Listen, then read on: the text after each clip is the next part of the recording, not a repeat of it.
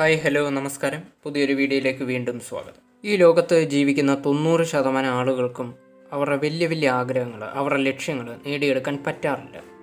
അതിന് കാരണം അവർക്ക് കഴിവില്ലാത്തതുകൊണ്ടല്ല, അവർ ചെയ്യുന്ന ചില തെറ്റുകൾ കാരണമാണ്. അവർ ഒരുപക്ഷെ അറിയാതെയോ അല്ലെങ്കിൽ ഒരുപക്ഷെ ഇനി അറിഞ്ഞുകൊണ്ടോ ചെയ്യുന്ന ചില കാര്യങ്ങളാണ് ഇതിന് കാരണമാകുന്നത്. എല്ലാവരുമില്ല, പക്ഷേ നമ്മളിൽ പല ആൾക്കാരും നമ്മുടെ വലിയ വലിയ ആഗ്രഹങ്ങൾ പലരോടും പറഞ്ഞു നടക്കും.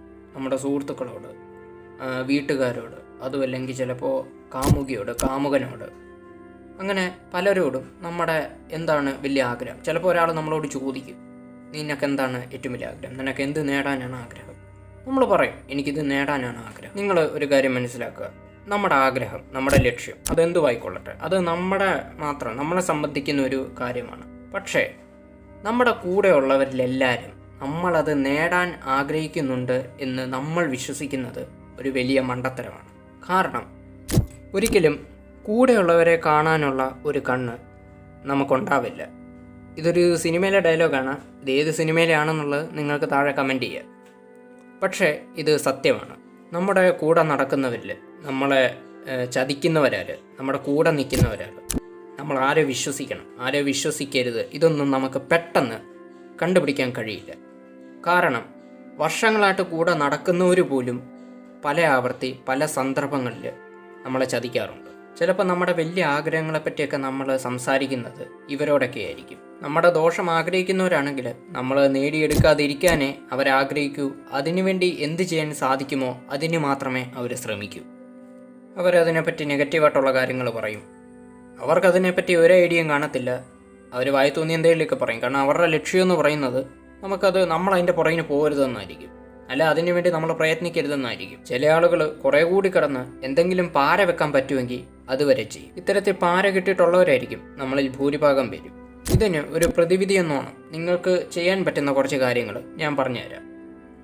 അതിലൊന്നാമത്തെ കാര്യം എന്ന് പറയുന്നത്, നിങ്ങളുടെ ലക്ഷ്യങ്ങളെ, നിങ്ങളുടെ ആഗ്രഹങ്ങളെ നിങ്ങൾ രഹസ്യമായി സൂക്ഷിക്കുക.